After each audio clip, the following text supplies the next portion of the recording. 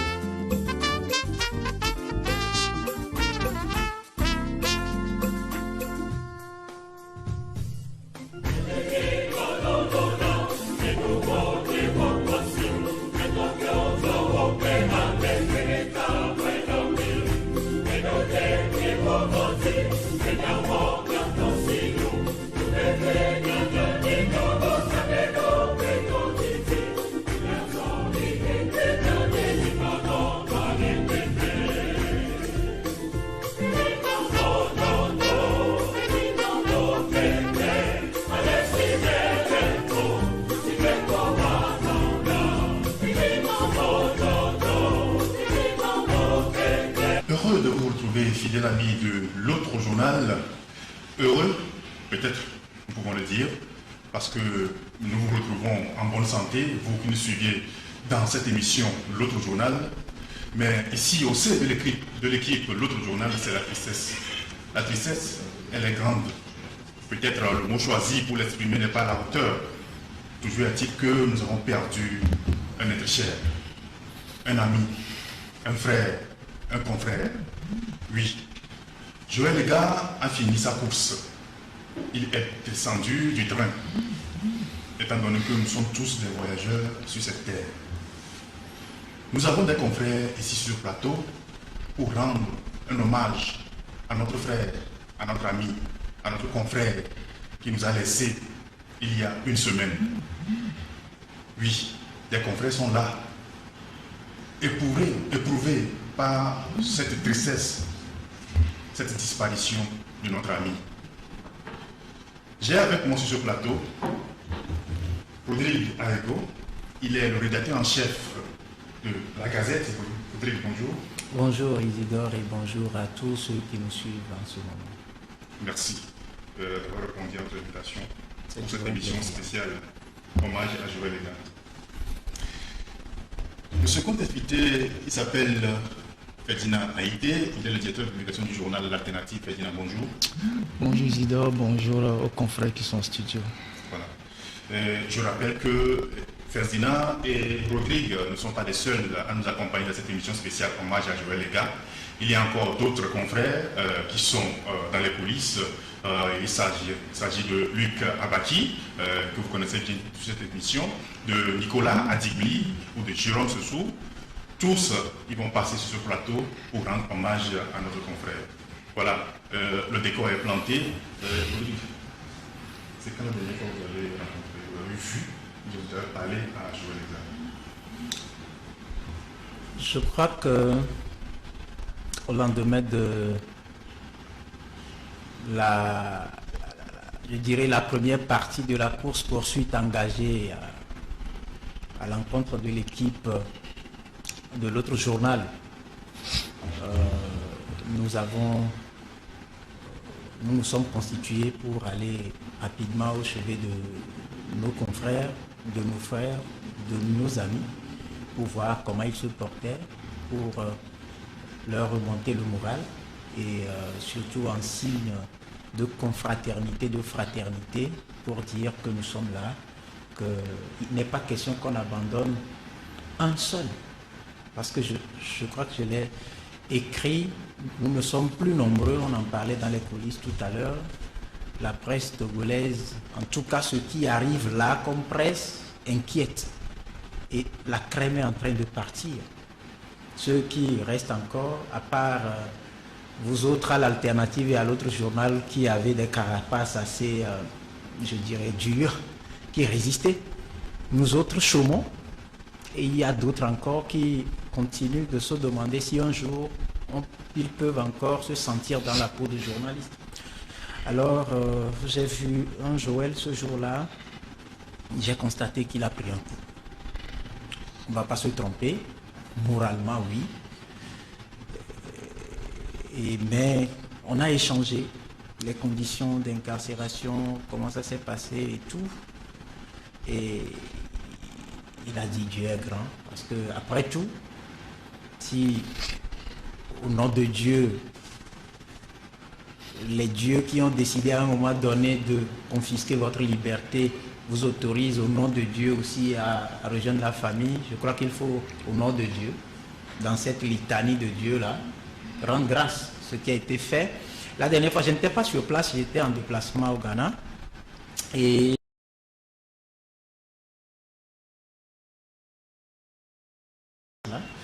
tout de suite, j'ai appelé Ildefonse qui me dit « Ah, et Jolo ?» Je dis « Mais ça veut dire quoi ça ?» Franchement, j'ai pris un coup, sérieux. Et les minutes qui ont suivi, j'ai balancé un coup de gueule à l'endroit de Joël sur mon compte. Je demande s'il a eu le temps de faire ses adieux à sa femme et à ses enfants. Nous sommes tous des mortels.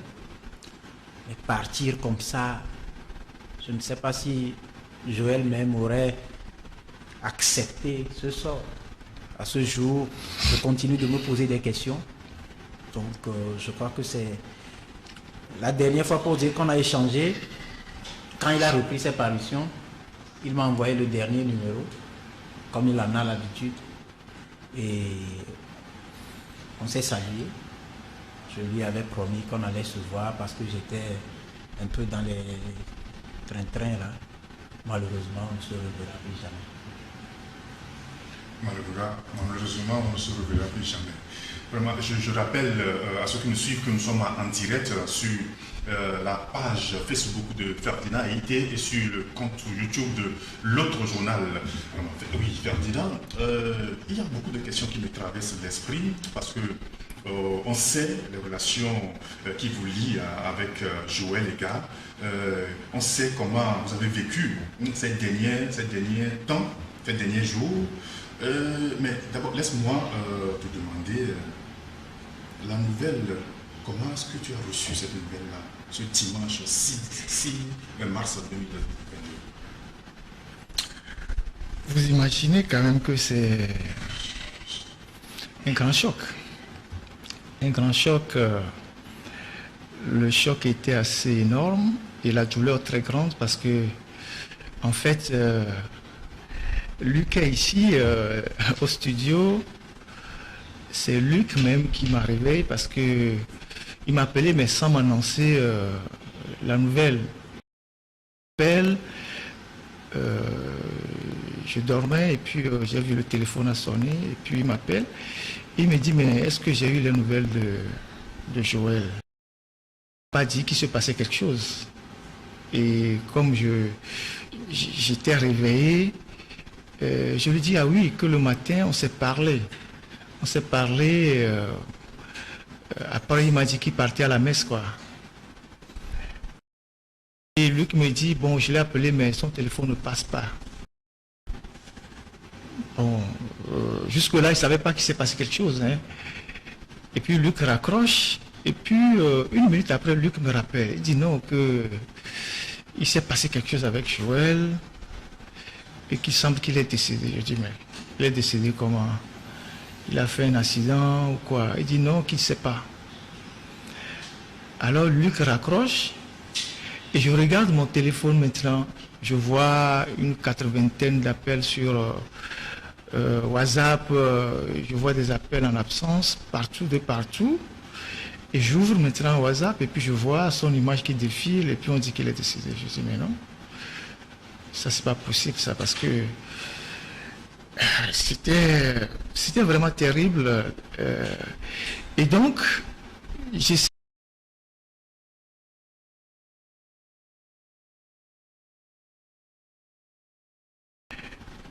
Et pendant que je tournais, c'est son père qui m'appelle. Je rappelle que quand on était en cellule, son père est passé à la brigade, j'ai eu l'occasion de le rencontrer. Son père qui m'appelle et qui me dit est-ce que c'est Ferdinand? Je dis oui, qu'il a cherché mon numéro en vain depuis 2 heures. Là, il s'apprêtait à partir à la messe. Quand il a voulu manger, c'est au cours du repas qu'il a eu une crise. Alors, quand il a raccroché, c'était très dur. Et donc j'ai appelé Eric Gator. Parce que c'est des gens qui se sont vraiment investis pour nous quand on était en cellule. J'ai appelé l'avocat, non, l'avocat plutôt m'a appelé et dit mais est-ce que tu as appelé la nouvelle? Je dis oui. Et puis il y a une jeune dame que je ne vais pas citer ici qui est fonctionnaire, qui a aussi atterri et nous nous sommes déplacés pour aller au domicile immédiatement de Joël. Et j'avoue que on est des frères, des amis, des confrères, mais c'est la première fois que je vais chez lui.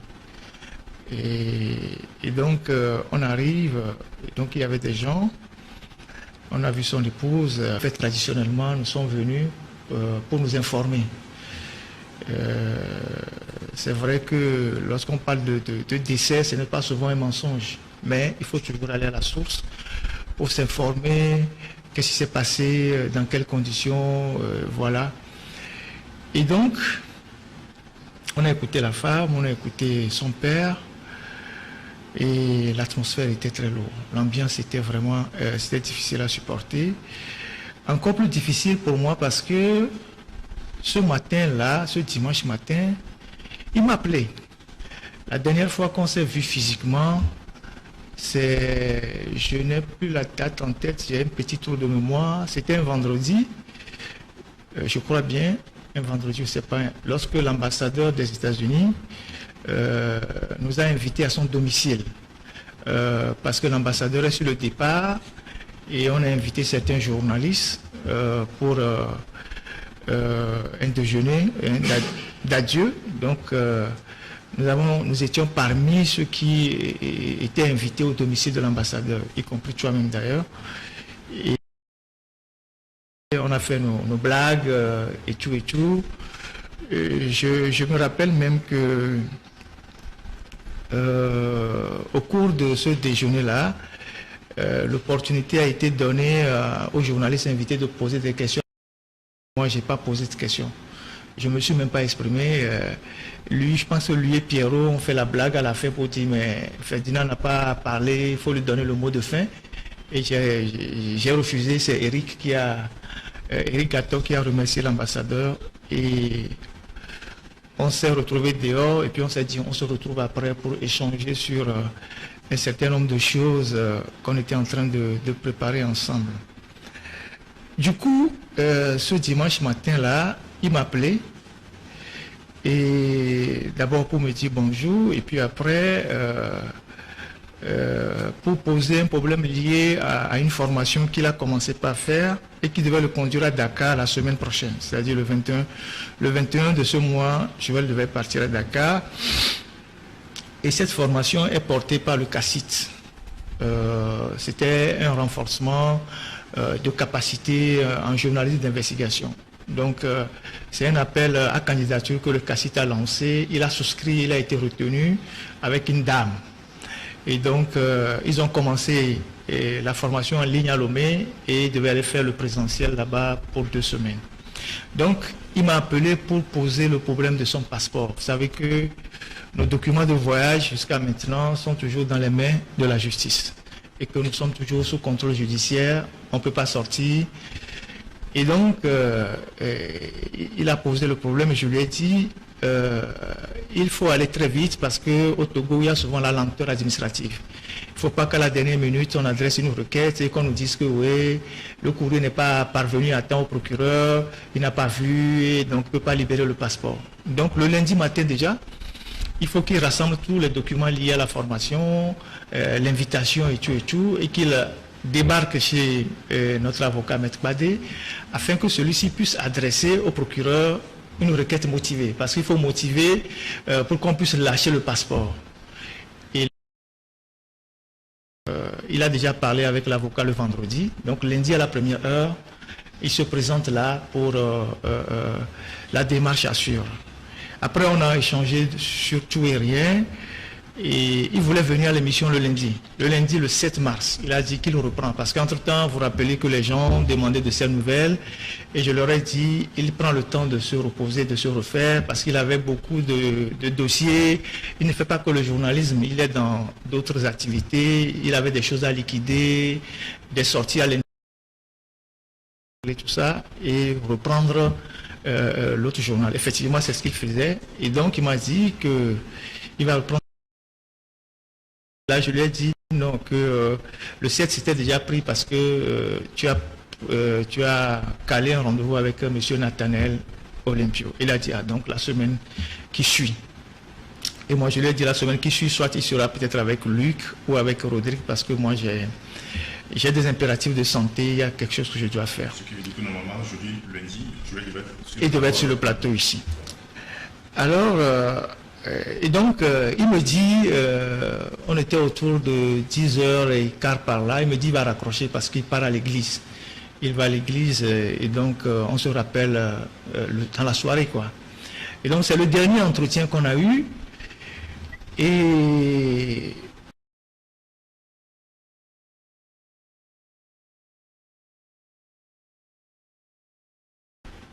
il avait la voix normale. Il était solide dans la voix.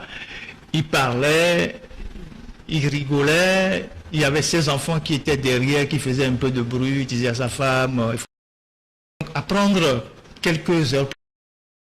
Que à peine on a raccroché et que peut-être 30 minutes ou 1 heure de temps après, il a fait une crise en mangeant et il est décédé sur le coup. Vous imaginez le choc qu'on a eu. Ce qui fait que depuis une semaine, je ne me suis pas exprimé, j'étais carrément perdu parce que quand ce genre d'événements arrivent, il y a pas mal d'interrogations. Qu'est-ce qui s'est réellement passé? Où est-ce qu'il est allé? Qui l'a rencontré? Est-ce que la veille il était quelque part? Qu'est-ce qui s'est passé? Surtout par rapport à l'aventure qu'on a subie, tout ça. Donc il y a quand même une atmosphère assez pesante, lourde, en regardant comment les choses se sont passées. Et c'est vraiment triste parce que Joël était un frère, un confrère et un ami.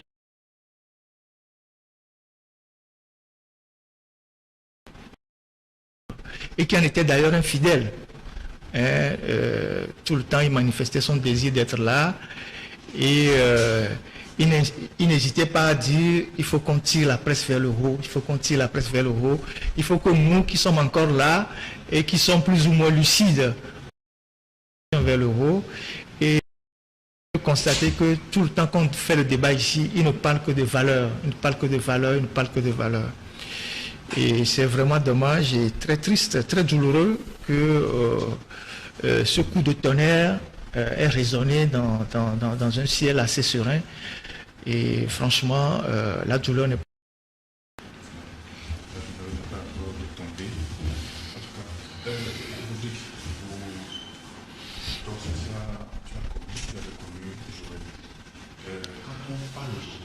Aujourd'hui, nous parlons de passé. Qu'as-tu retenu de l'œuvre de ce journaliste? Je disais tout à l'heure que la presse togolaise a plusieurs branches, plusieurs branches. Nous avons une certaine presse, d'une certaine obédience, etc., etc. Vous savez, dans cette configuration-là, je le disais il y a quelques instants que la presse que nous avons commencé par incarner est en train de partir, ça s'étiole. Et Joël est l'une des pièces. Je crois que c'est la même réflexion qu'on partageait avec lui. Comment faire pour que ceux qui arrivent soient des journalistes.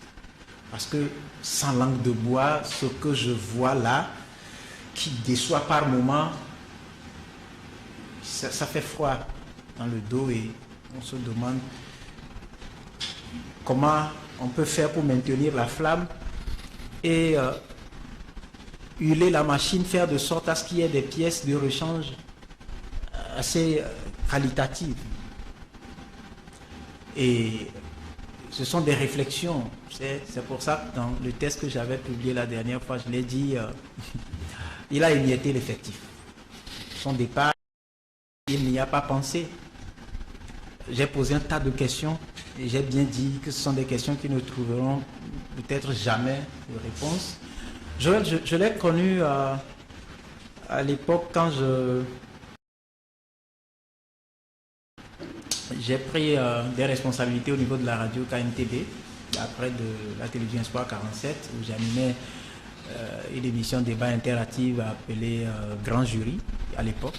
Donc Joël était l'un des invités fidèles qui venait dans cette émission-là, parce que je faisais un tri pour donner un niveau au débat, parce que ça aussi c'est un devoir, c'est aussi grâce à nos échanges, parce qu'il y a des gens que je n'ai jamais invités, pas parce que je suis orgueilleux, mais je veux donner une certaine dimension pour que ce que nous suivons comme débat au Togo, il y a des ressources assez qualitatives pour aller sur le même tempo. Et donc, c'est comme ça que j'ai connu Joël, la franchise. Sans langue de bois, il s'exprime. Il ne voit pas la figure de la personne en face pour lui jeter des fleurs, non. Il ne sait pas, tout comme moi et nous autres, je vais dire, caresser dans le sens du poil. C'est pas... Il dit les choses, mais je l'admire parce qu'il sait choisir les mots, les termes, les temps. Il sait les choisir. Et il a constitué un exemple pour ceux qui comprennent la vraie mission de journaliste. Pas les... J'hésite ce soir sur pas les usurpateurs, parce qu'ils sont pleins, je vais y aller comme ça. Joël, il sait ce qu'il dit, il sait pourquoi il le dit. Il analyse tout et ça me pousse vers... C'est pour ça que dans les relations que j'ai au sein de la corporation, c'est trié à la volée. Et on se connaît, on se connaît. On a fait... Ici, c'est la maison où on a tout repris lorsqu'il fallait reprendre, ici à Dus. Donc on se connaît, pas un grand nombre, mais ceux qui suivent savent que quand il y a par exemple un Ferdinand, quand il y a par exemple un Joël, quand il y a par exemple un Luc Abaki, quand il y a par exemple X, Y et Z, c'est que c'est pas du bavardage inutile. Ce ne sont pas des rencontres pour chanter des louanges à des gens qui peuvent peut-être passer des bons essences, etc. à la fin. Nous faisons ce que nous pouvons. Et ça suscite des menaces, des intimidations, mais ce sont aussi, et c'est le quotidien que nous partageons. Et c'est ainsi que je parlerai de Joël tel que je l'ai connu. Et je dis bien, ce départ-là, ça laisse des... Je me suis posé beaucoup de questions sur ça. Et je me suis amusé à compter les jours. J'en ai trouvé 54. Je ne sais pas si Ferdinand peut confirmer. C'est à partir de la date de libération jusqu'au 6, ça fait 54 jours. Et je ne sais pas s'il a même eu le temps d'évacuer tout ce qu'il avait à faire. Je ne sais même pas s'il a eu le temps lui-même de se remettre moralement, parce que ce qu'il a traversé là, il faut être dur dans la tête avant de traverser cela. Surtout si on ne l'a jamais vécu. Quand ça tombe comme une manne, cadeau de entre griffes Dieu, et qu'on est obligé de boire ça comme, je ne sais comment le qualifier, c'est dur. Il n'a pas eu ce temps-là, j'avoue qu'il a, parce que la dernière fois, comme je le disais, quand je l'ai vu, tu comprends que c'est quelqu'un qui va mettre un peu de temps avant de redevenir ce Joël-là qu'on a connu et qu'on a espéré revoir. Mais malheureusement, je ne sais pas s'il y a l'autre côté. S'il y a l'autre côté, peut-être qu'il va... Je ne sais pas s'il va encore accepter d'être journaliste de l'autre côté. Ça, c'est... Si jamais un jour quelqu'un revient de là, on pourra lui poser la question de savoir si véritablement là... Mais ce que je regrette, comme je le dis, c'est qu'aujourd'hui, là, c'est un chantier inachevé, je l'ai écrit, qu'il a laissé. Un chantier inachevé. Est-ce qu'on pourra retrouver un Joël? Est-ce que, parce qu'on grandit, hein, l'âge aussi avance, bientôt il y a des cheveux blancs qui poussent déjà, etc. On lutte contre ça, mais ça persiste. Est-ce qu'il y aura un autre Ferdinand un jour? Est-ce qu'il y aura un autre Luc un jour? On en parlait la dernière fois, parce que c'est en train de partir, et moi ça c'est mon regret. On n'a pas le temps d'assurer la relève. Et est-ce que cette relève me met envie d'être assurée? C'est ça aussi.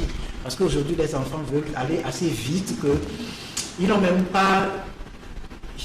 Enfin, je ne sais pas si je dois dire qu'ils sont en train de vouloir devenir journalistes, mais je vois devant des années-lumière avant qu'ils ne deviennent véritablement ce que nous on a vu avant de décider de l'être. Mais est-ce que personne n'en va suffire? En tout cas, c'est un vide, Il n'y aura pas de pièces, comme je l'ai dit, de rechange qualitative pour combler ce vide. Voilà. C'est assez triste. Oui, c'est vraiment triste. C'est comme nous sommes tous là pour lui rendre hommage. Oui, pour terminer avec toi, Rodrigue, voilà, un mot, quelqu'un, ceux qui nous regardent, peut-être la famille, les parents, sont là en train de nous regarder en direct. Qu'est-ce que tu peux leur dire pour les... je ne sais pas, il faut les sortir, pas totalement les sortir de cette tristesse, hein, parce qu'on ne peut pas, il n'y a même pas de nom. Mais qu'est-ce que tu peux dire à ces gens-là, à la famille, à la femme, peut-être si tu étais devant sa femme? Si j'étais devant sa femme, tu sais, j'ai traversé pas mal de péripéties dans ma vie, et ça me ramène toujours à quelque chose que mon papa avait l'habitude de dire. Il dit, mon âge avance, je dois partir. Mais je prie Dieu de faire de sorte que mes enfants grandissent avant ce jour-là, parce que j'aimerais vraiment être entre les mains de mes enfants.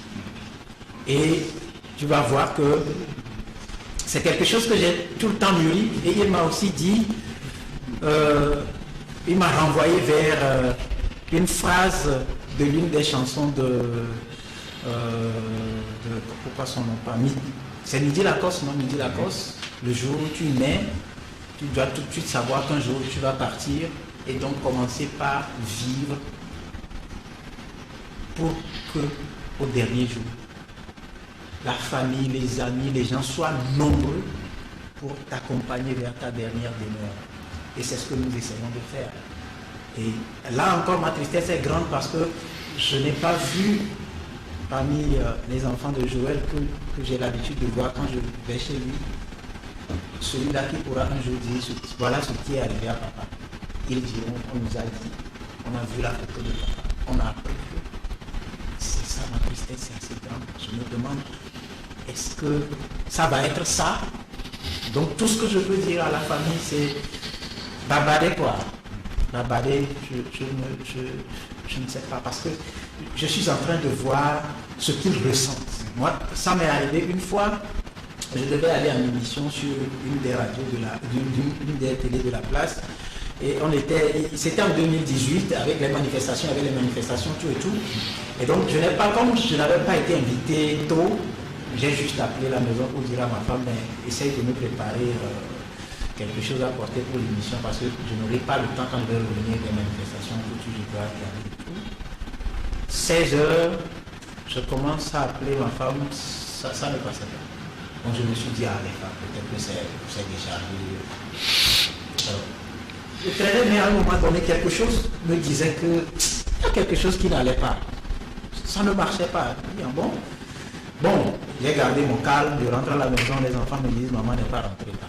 Je dis, ok, elle va rentrer. Je m'apprête, mais en partant, j'ai senti un truc, j'ai dit, attends, je vais appeler, j'ai commencé par passer des coups de fil, ça et là, et tout. Jamais je n'ai eu des nouvelles de la dame. Le jour-là, j'étais au plateau avec Dominique Alizoupe à son âme. Et à la fin, on a rejoint Ildefonse, on a passé des coups de fil, les centres de santé, les morts, etc. Sans faire.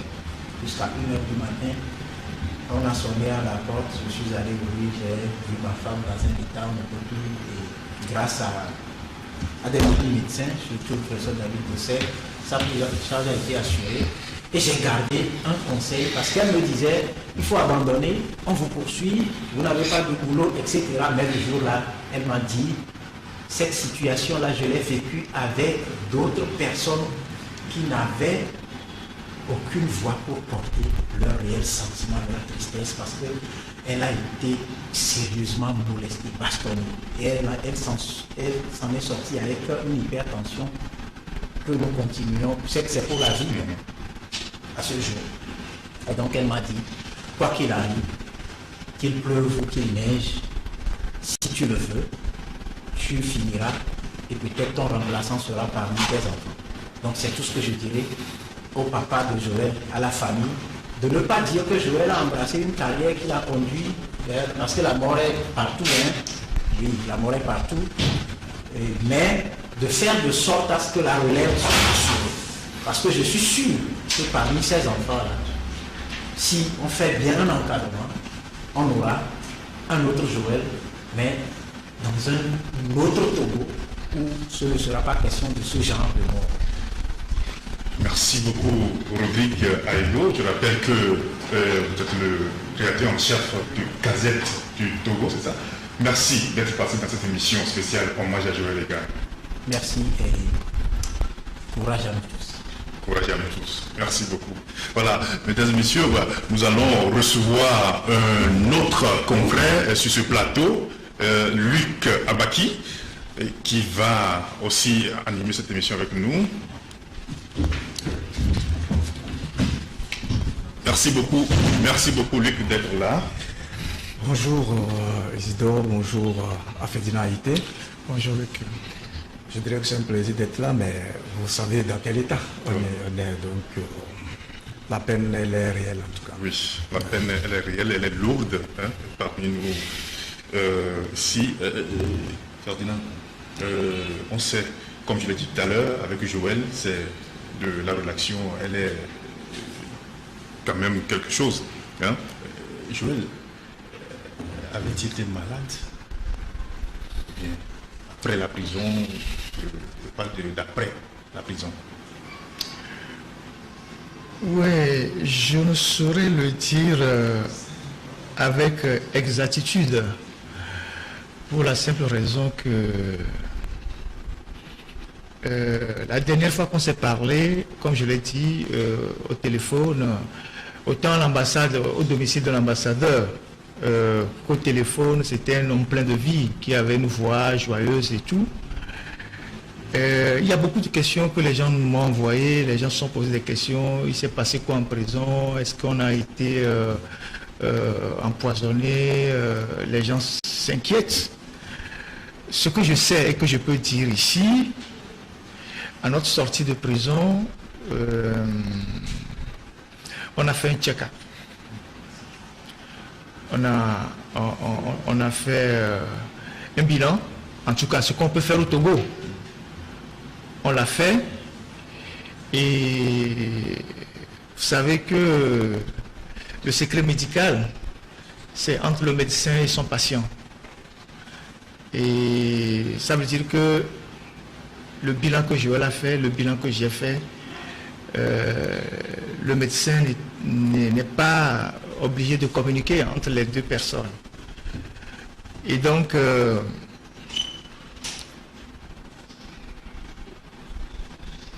comme je le disais,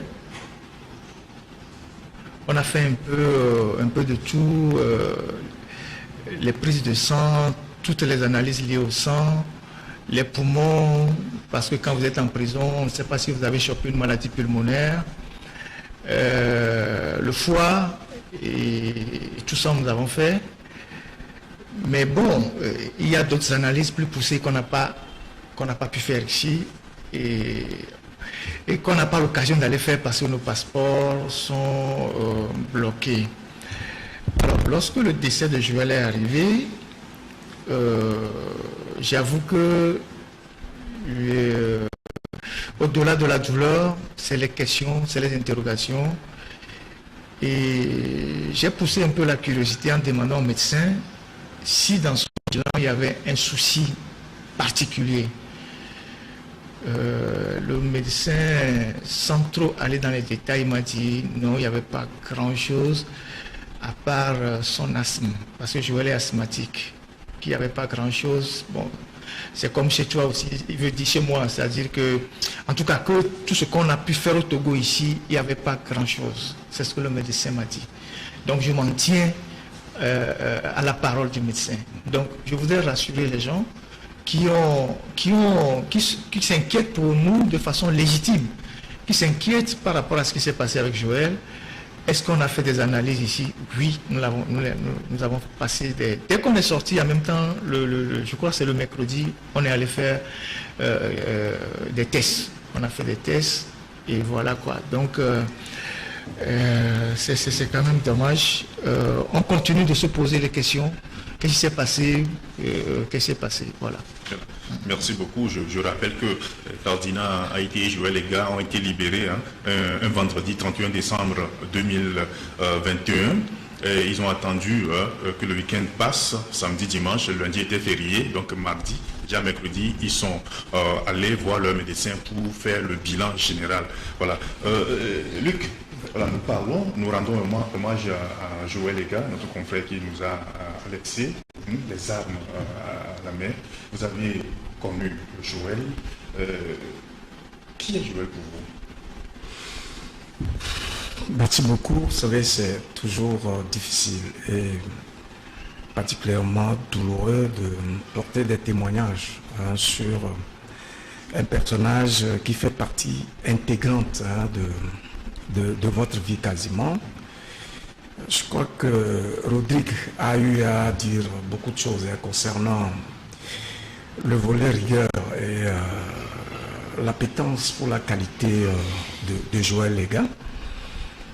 Je peux dire que Joël et moi, on a fini par se lier d'amitié tout simplement sur la base des valeurs.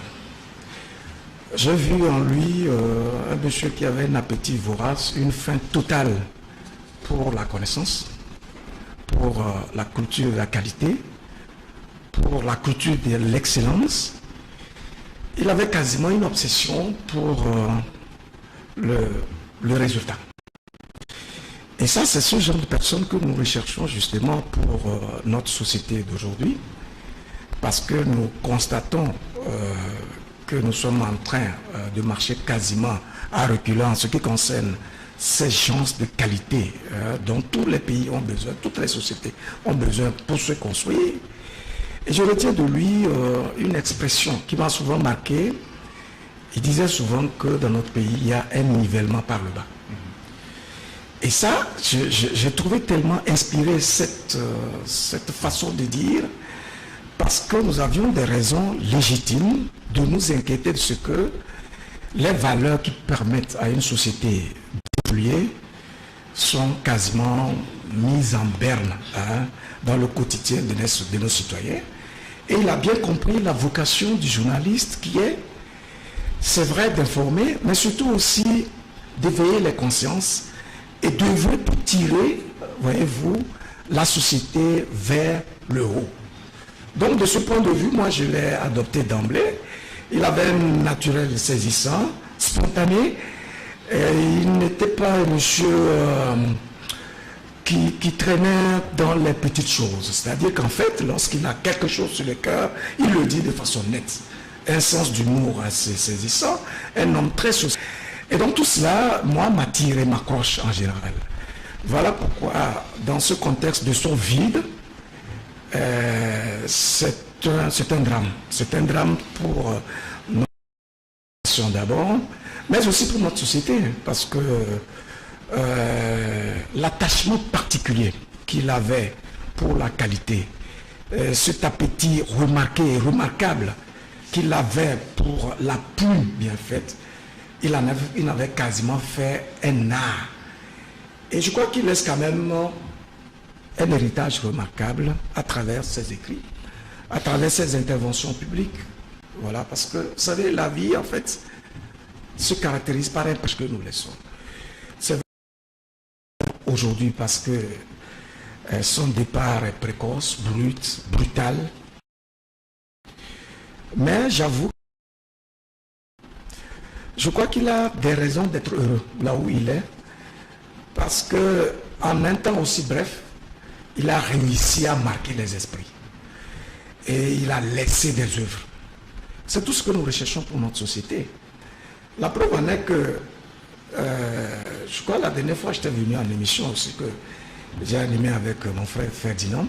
Après, j'ai souvent l'habitude de suivre les commentaires qu'il y a en dessous, parce que on ne peut pas danser et s'apprécier. Il est important de recueillir les avis des autres et de savoir sur quelle voie on est, est-ce qu'il y a des réajustements à faire, etc.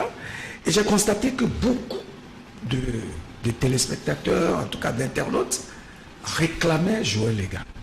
Et je n'ai pas hésité à prendre mon téléphone pour le joindre directement et lui dire, bon, mon frère, écoute, je comprends le traumatisme que tu as vécu, je comprends ton désir de recul et ton besoin de te refaire, mais il faut savoir qu'un combattant de la vie n'a jamais de repos. Il doit passer par les jonches, les épreuves, les ronces, etc. Mais il va falloir que tu reprennes justement ton bâton de pèlerin, parce que tu es apparemment un chaînon manquant. J'ai juste vu les commentaires et je lui ai rapporté cela.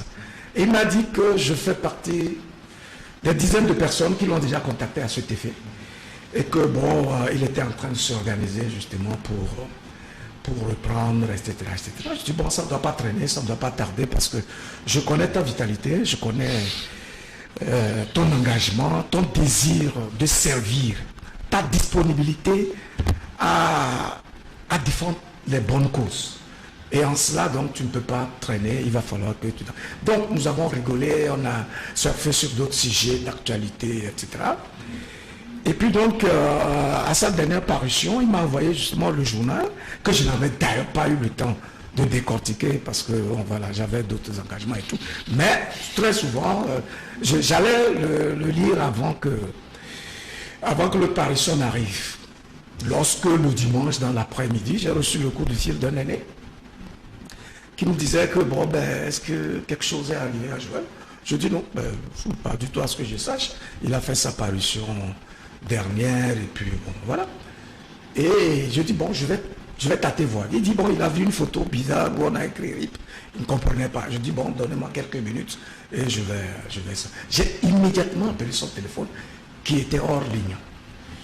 Alors là, mais la première personne autre que Joël que je pouvais appeler, effectivement, c'est Ferdinand Haïté, qui lui aussi n'avait pas d'informations. Je crois qu'il a déjà porté le témoignage ici. Et donc c'est comme ça que de fil en aiguille, on s'est rendu compte que ce à quoi on pouvait s'attendre le moins venait justement de nous tomber sur la tête. Je dis que c'est un drame parce que c'est vrai, nous sommes tous des missionnaires. Hein. La vie, après tout, c'est comme un peu le séjour d'un diplomate dans un pays tierce. Donc celui qui vous a envoyé là-bas, lorsqu'il lui plaît, il va vous rappeler et vous n'avez rien à dire. Donc dans cette situation assez difficile à supporter, parce que nous sommes après tout des humains, nous avons des attachements, nous avons des faiblesses, ou en tout cas une façon de vivre ensemble. Et lorsqu'un tel vide se crée, bien sûr que c'est très difficile. Mais je crois au même moment que c'est en même temps une leçon pour nous qui sommes encore vivants. Vous savez, aujourd'hui, en tout cas à partir de Jésus-Christ, compte 2022 ans, c'est ça? Et de ces 2022 ans, les gens se sont succédés. À part ce qui nous avait été raconté dans l'Ancien Testament où les gens vivaient jusqu'à 900 ans, rares sont ceux qui dépassent 100 ans dans notre vie d'aujourd'hui. Tout ceci pour dire que nous devons prendre conscience de notre finitude, de notre éphémérité et comprendre que ce qui compte en réalité, ce n'est pas la longévité de notre vie, mais c'est son intensité. Et c'est pour cela que je suis fier de l'œuvre que Joël Ega a eu à laisser, parce qu'il a combattu, à mon sens, le bon combat, parce qu'il a défendu les valeurs identitaires et un certain nombre de principes qui permettent le vivre ensemble. Donc, en réalité, il a accompli sa mission. Et c'est l'occasion pour chacun d'entre nous de comprendre que pendant que nous sommes encore vivants, nous devons utiliser tout ce que nous avons comme atout, comme faculté, qui nous différencie des autres espèces pour nous valoriser, pour nous capitaliser et pour laisser des empreintes indélébiles qui sauront résister au temps et à l'espace, même lorsque nous aurons quitté cette terre. Nous aurons quitté cette terre. Donc, en tout, c'est vrai, c'est une situation de tristesse. Mais lorsque nous voyons tout ça, nous sommes tout simplement obligés d'appeler des gens à la prise de conscience de ce que nous allons forcément partir. Et qui ne sert à rien de se bomber le torse comme si nous étions le cœur de la vie humaine et que sans nous, la vie elle-même s'arrêterait. Ce n'est pas vrai. Il y a déjà une chose. Quitter, la vie continue. C'est vrai, nous qui l'avons connu, qui l'avons pratiqué, nous traînons une peine sérieuse, mais ce qui est sûr, nous continuons de vivre. Donc, que les gens ne se disent pas qu'ils sont éternels, c'est une illusion. Vous ne pouvez être éternel que par vos œuvres. Et je crois que Joël a combattu le bon combat. Tout ce qu'il a fait, aujourd'hui, les nouvelles technologies permettent d'immortaliser chacun de nos actes. Ce que nous sommes en train de dire en cet instant-là peut vivre pendant des milliers parce que les techniques de conservation de nos œuvres sont encore plus affinées, plus affûtées, plus pratiques aujourd'hui. Et il faut que les gens comprennent qu'il ne sert à rien de se bomber le torse, de vouloir faire du mal à l'autre. Aujourd'hui, il est parti, mais je pense que les gens vont regretter quand même certains actes que Joël a posés à son égard, la manière dont il a eu à être traqué, et il a subi un certain nombre de choses. Ben, il n'a cela. Mais il est parti. Alors, la suite c'est quoi? Bon, c'est tout ce que je peux dire pour lui rendre hommage, saluer son œuvre, saluer sa mémoire, présenter des condoléances à sa famille, faire en sorte que les gens se disent qu'il a une progéniture et que l'essentiel n'est pas de le pleurer comme ça, mais c'est de comprendre qu'on doit travailler pour pérenniser sa progéniture afin que sa relève soit réellement garantie demain. Merci beaucoup. Merci à Lucas Baki qui est passé sur ce plateau pour rendre hommage à Joël Ega. Merci. Le merci, c'est à vous. Encore une fois, je vais souhaiter beaucoup de courage. C'est vrai que nous avons tous besoin de ce courage. Mais beaucoup de courage à mon frère Ferdinand Haïté. Parce que je sais comment il est très attaché à l'homme. Il lui faut un supplément d'âme pour continuer le combat qui a été initié. Parce qu'au bout du compte, c'est le résultat qui va justement compter. Et il ne faudrait pas que ces gens de départ brusques, qui constituent en réalité des formes de sabotage de l'œuvre que nous avons entreprise ensemble, finissent par dissiper notre dynamique, notre volonté d'aller de l'avant. Il va falloir qu'on reste là. La seule façon de lui rendre hommage, c'est de continuer cette œuvre et de faire en sorte qu'on aboutisse à des résultats probants. Je pense qu'il a porté le rêve d'une transformation profonde de notre société. Il ne l'a pas vu se réaliser avant qu'il ne parte. Il va falloir que nous, qui sommes encore vivants, nous combattons parce que c'est le bon combat que nous devons mener. De manière que cette société soit une société restructurée, une société assainie, une société qui entame la marche de son évolution, de son affinement, de son expansion, parce que nous voulons une société qui inspire l'humanité dans son ensemble. Merci beaucoup. Merci beaucoup à Luc Abaki. Je rappelle que Luc, il est chroniqueur, analyste politique. Il a bien voulu passer sur ce plateau pour rendre cet hommage mérité à Joël Ega avec nous. Merci. Nous sommes de retour sur ce plateau de l'autre journal, une émission que nous avons commencé en deux temps. Une coupure de courant de l'électricité qui nous a interrompu dans cette émission. Après plus de 2 heures de coupure, nous revenons avec nos invités. C'est bon, on dirait, je ne sais pas. Mais avec moi sur ce plateau, Nicolas Adibri, il est le patron, le directeur de Aspar News. Nicolas, bienvenue sur ce plateau. Merci, c'est un plaisir. Bonjour aux téléspectateurs, téléspectatrices et tous ceux qui nous suivent de près ou de loin. Voilà, merci beaucoup. Et mon second invité, il est Serge Jérôme Sossou, directeur de question de l'environnement. Bonsoir, je ne sais pas si c'est un match retour, parce qu'on était ensemble autour du plateau, je sais pas, il y a 2 ou 3 semaines.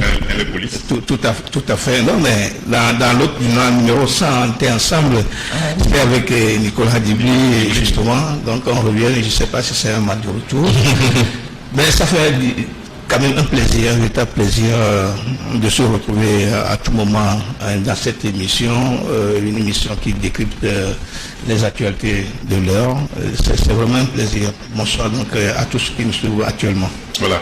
Et l'émission d'aujourd'hui, elle est particulière parce que c'est une émission spéciale hommage à Joël quitté il y a une semaine, plus précisément le 6 mars dernier. C'est à lui que nous rendons hommage à travers cette émission spéciale, Nicolas. Voilà, nous parlons de Joël Ega qui n'est plus parmi nous aujourd'hui. Quel souvenir qu'as-tu de Joël Ega? Le décès de Joël Ega, c'est d'abord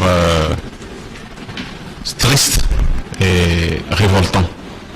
Vous savez, j'ai connu Joël Ega au lycée de Tocoin parce qu'on a fait ensemble le lycée de Tocoin, on a fait la terminale ensemble au lycée de Tocoin. Donc je n'ai pas seulement connu Ega dans la profession de journalisme. Donc Joël Ega et moi, on a eu à faire la terminale au lycée de Tocoin. Et après, à mon retour de Dakar, j'ai constaté qu'il était devenu journaliste comme moi. Je suis allé en formation aussi comme ça. Donc pour dire aujourd'hui que je l'ai toujours connu, une personne qui a une certaine détermination. Et vous savez, sa petite taille fait que ne pensez pas que c'est parce qu'il a une petite taille que vous allez vouloir l'opprimer. Il aime toujours dire réellement ce qu'il pense et ne pensons que avec cette petite taille là il va vous laisser faire. Donc c'est comme ça que je l'ai connu. Je sais aussi qu'il a une bonne plume et c'est quelqu'un qui, quand tu le lis, tu sais qu'il écrit bien. Bon, c'est ce que je veux dire sur le plan professionnel, mais triste dans la mesure où il nous a laissé comme ça. Et une mort subite, et une mort qui affecte quelqu'un qui, d'une manière ou d'une autre, a marqué son temps, c'est-à-dire sa profession, et de cette manière qu'il soit parti, c'est triste parce que derrière il y a une progéniture aussi, derrière il y a les parents, et quand on meurt à la fleur de l'âge, on voit que c'est triste. C'est révoltant dans la mesure où toutes les conditions qui ont subi, qui se sont passées avant son décès, c'est ce qui révolte. Nous ne sommes pas dans le côté d'accusation de personne, non. Mais nous sommes des humains, et de surcroît, nous sommes des professionnels de la presse. Les événements nous amènent à faire des analyses. Et c'est de ces événements que nous faisons une analyse. Comme quoi, les événements négatifs qui se sont passés jusqu'au 31 décembre, où il soit libéré, comment il a été enrôlé, comment ils ont subi, lui et Ferdinand, comment les choses se sont passées d'une manière la plus juste.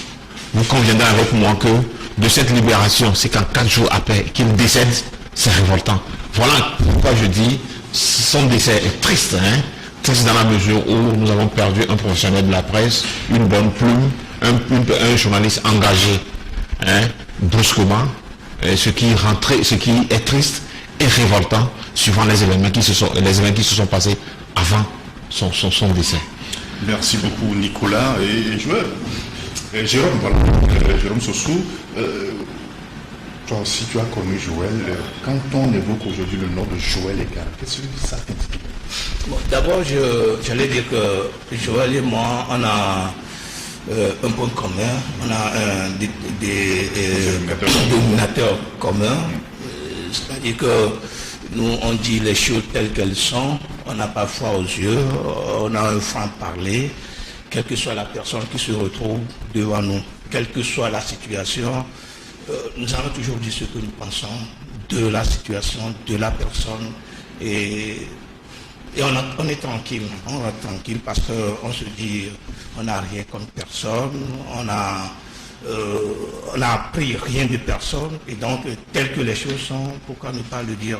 Est-ce qu'on va attendre lorsque nous serons morts, lorsqu'on va nous enterrer avant de dire les choses telles que nous les pensons? On a un dénominateur commun de cette nature-là. Puis après, Joël, je l'ai connu en réalité lorsqu'il a créé le journal Nord-Sud, son journal Nord-Sud. Et puis, on se frottait dans les émissions, on causait. Et par après, lorsqu'il était aux côtés du président de PDP, M. Kagara, il m'appelait, parce qu'il était à la direction de la communication du PDP, il m'appelait pour, si le parti a des activités, il m'appelait pour la couverture, et puis il souhaitait à ce que moi-même je sois là. Et lorsque j'arrive, on causait, on discutait, on parlait de beaucoup de choses. La vision que nous avions de la presse d'abord elle-même, la vision que nous avons par rapport à ceux qui nous gouvernent, la vision que nous avions depuis autant d'événements, la contribution que nous pouvons apporter pour que le pays aille dans le bon sens. On discutait de tout ça là et je me suis dit, mais j'ai quelqu'un qui peut faire comme ce que j'aime faire. Et on se côtoyait, on se dit beaucoup de choses. Et parce que Joël était arrivé, il a changé le nom du journal qui est devenu Fraternité. Et on continue. On est toujours dans des émissions partout, partout. Et donc, c'est bizarre. Je ne vais pas dire que lui et moi, on avait une acquaintance, on ne s'est jamais querellé, on ne s'est jamais tiraillé. Et puis bon, on est toujours ensemble. Et toute la faute que je me suis dit que nous avions commis ou que nous commettons, c'est peut-être, je n'allais même pas dire critiquer, je n'allais pas dire relever les insuffisances, relever ce qui manque dans la gouvernance de ceux qui nous gouvernent. Peut-être que c'est l'erreur que nous avions commis, je n'accuse personne, mais la mort, le décès subite de Joël me fait toujours réfléchir. Moi, j'étais à Tabligo le week-end. Le dimanche dans l'après-midi, c'est quelqu'un qui m'appelait. Il me disait que Joël est mort. Bon, je lui disais que c'est quoi cette mauvaise blague. Et puis, mon téléphone a commencé par sonner au point que ça m'énervait. Puis par après, je me suis dit, mais ça là, ça devient sérieux, il faut vérifier. J'ai appelé, j'ai sonné le numéro de téléphone de Joël par 3 fois.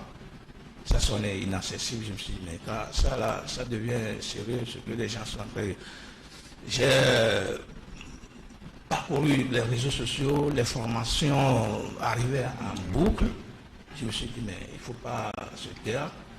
J'ai appelé Isidore Ouonouki justement ici pour lui poser le problème. Il n'était pas informé à ce moment-là aussi. Et donc il me dit d'attendre quelques secondes. Et puis à peine 1-2 minutes, il me dit, Jérôme, c'est vrai, il confirme l'information. Je me dis, mais ça c'est quoi? Et ça m'a bousculé, ça a bouleversé toutes mes activités de la soirée parce que j'étais là pour un travail assez sérieux, mais je ne me retrouvais pas du tout. Et mes amis, enfin ceux-là avec qui j'étais, ont fait la remarque. Ils me disaient que le week-end passé, on était parti à Palmier pour faire un travail, justement dans le sport, hein, pour faire travail. Tu étais enthousiasmé, tu étais... Et puis aujourd'hui, tu es vraiment tranquille, et puis tu n'y arrives pas. Je leur disais que ben, je ne me sentais pas bien.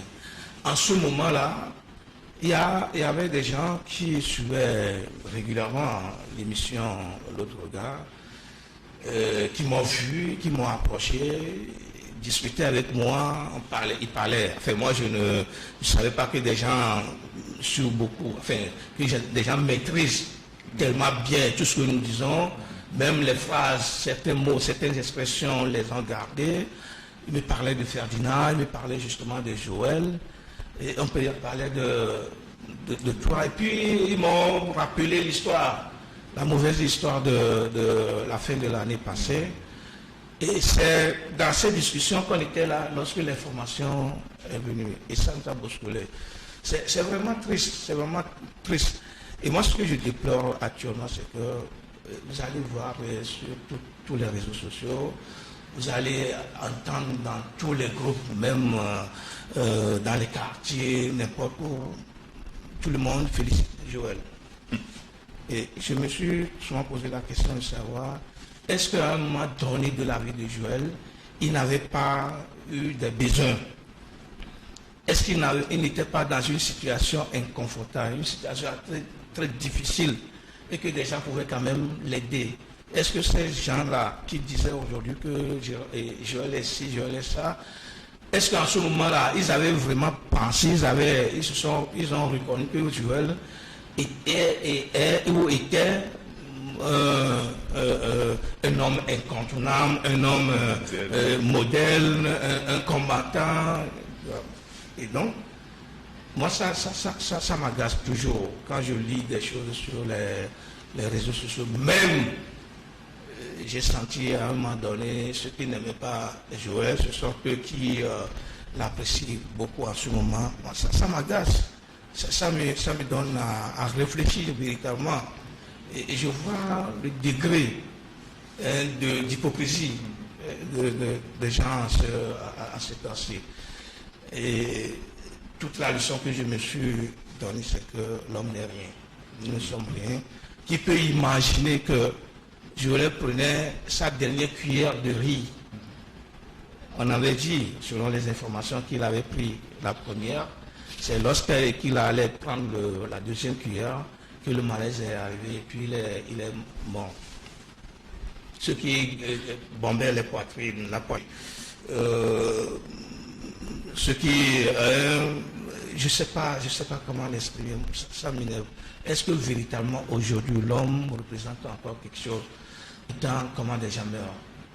Des gens meurent, on dit la personne n'est pas malade, la personne n'a rien eu, et puis comme ça, il meurt. Et elle meurt plutôt. C'est un peu triste. Ça me rappelle encore le décès de Joël, me rappelle la mort de mon papa qui, le soir-là, avait envoyé notre petit manioc pour faire du foufou. on a mis le manioc sur le feu et lorsque c'est cuit, le petit frère allait, le papa était assis dans son fauteuil. Il était revenu après avoir joué du ludo, il a gagné des gens, il se moquait d'eux. Et lorsque le petit frère allait l'appeler pour lui dire que papa, le manioc est cuit, il était mort comme ça. C'est triste ces nouvelles. Mais bon, comme on a l'habitude de le dire, c'est Dieu qui a voulu. On ne sait pas pourquoi est-ce que Dieu l'a voulu comme ça. Tout ce qu'on peut dire aujourd'hui, c'est de faire en sorte que ces enfants qui sont derrière lui ne soient pas laissés pour compte qu'on a eu quand même à trouver des moyens pour ces enfants pour qu'ils aillent à l'école. Et ceux qui reconnaissent à Joël aujourd'hui un véritable modèle, un véritable combattant, qu'ils fassent de l'un de ses enfants ce modèle-là, qu'ils deviennent ce modèle-là, et ça va rester quand même un idole pour eux. Merci beaucoup, Jérôme. Oui, il y a une question pour Nicolas. Nicolas, voilà, Joël est parti. Ces journalistes, les journalistes de cette trempe-là, on en compte rarement dans notre pays. Toute une investigation. Voilà encore un homme qui est parti. Vous savez, dans notre corporation, comme je me rappelle comme hier, notre professeur de droit des médias en Afrique, monsieur Feu Moustapha Diop, quand on était allé à l'école à Cheikh Anta Diop, le premier jour de notre prise de contact avec lui, quand il est rentré dans la salle, il disait vous voulez devenir journaliste? On a dit oui. Il dit je vais vous dire une chose. Le journaliste, vous allez manquer des choses. Vous allez peut-être manquer aussi de moyens. Mais vous n'allez pas mourir. Et dans l'exercice de vos fonctions, vous serez confronté à des réalités. Et ces réalités feront de vous de vrais journalistes parce que vous serez des gens engagés. Mais lorsque vous allez devenir des griots, un journaliste qui devient un griot, il devient quoi? Il devient ce qu'on appelle un griot et il aura des chantiers de grandes maisons. Là, il n'est plus journaliste, il devient griot. Et si nous voulons devenir des journalistes, nous ne devons pas devenir des griots. Pour dire, Joël n'a pas été un griot. Joël a été un journaliste. Comme Jérôme l'a dit, il a eu des besoins. Les gens n'ont pas su. Personne ne l'a aidé. Aujourd'hui, il est parti. Nous sommes là. Peut-être que nous avons différentes vocations journalistiques, mais toujours engagées. Moi, je le dis souvent, on peut tuer un homme, on ne peut pas tuer des idées. Joël est décédé, il y aura d'autres Joël, ça ce qui est certain. Et quand je dis qu'il y aura d'autres Joël, c'est parce qu'il y aura vraiment d'autres Joël. Des journalistes à la trempe de Joël, on ne peut pas dire aujourd'hui qu'on n'en aura plus. Mais c'est c'est une partie qui est partie en fait. Et il y aura toujours des engagés, il y aura d'autres journalistes à la trempe de Joël, même si ce noyau-là, d'une manière ou d'une autre, se sent effrité, il y aura toujours les durs qui seront là, et nous allons y arriver, mais seulement, on ne peut pas le nier, c'est un journaliste engagé qui est parti, et c'est dommage. Vous savez, avant son décès, le dimanche, le 6 mars, le dimanche précédent, il y avait eu une rencontre entre les anciens du lycée de Tokoin.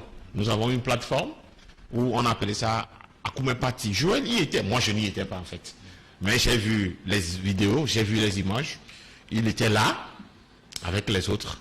Ils étaient ensemble, ils ont partagé ensemble, ils ont bu ensemble. Pour dire, malgré cet engagement de Joël, il a toujours cette joie de vivre. Je pense que nous devons pérenniser cette joie de vivre. Cette joie de vivre, c'est pérenniser en ce sens où il faut aider sa progéniture. Et aider sa progéniture va garder aussi pour lui, entre guillemets, cette joie de vivre à l'au-delà, puisque nous ne sommes pas de l'autre côté, nous sommes aujourd'hui vivants, en quelque sorte. Voilà aujourd'hui ce que je peux dire, mais il faut reconnaître une chose. On ne peut pas dire aujourd'hui que le fait que Joël soit décédé constitue vraiment ne constitue rien, c'est une perte pour nous journalistes engagés. Vous savez, aujourd'hui, au Togo, nous avons beaucoup de journalistes, bon nombre, mais la plupart sont des griots en fait. La plupart sont des griots et tu les vois, ils vont venir vers toi, ils vont te faire de propositions saugrenues. Ils ont toujours le ventre devant et pour eux, c'est l'argent qui prime. D'autres te diront même que on est devenu journaliste parce qu'on veut avoir de l'argent et que tel ministre t'appelle. Quand tu finis tes émissions à la radio, on dit non, que toi tu ne t'as pas dit comme ça parce que déjà on valorise le papier là. Ce papier là, c'est l'argent. Et quand on valorise le papier là qui est l'argent, on ne devient plus journaliste, on devient griot. Joël au moins n'a pas été un griot.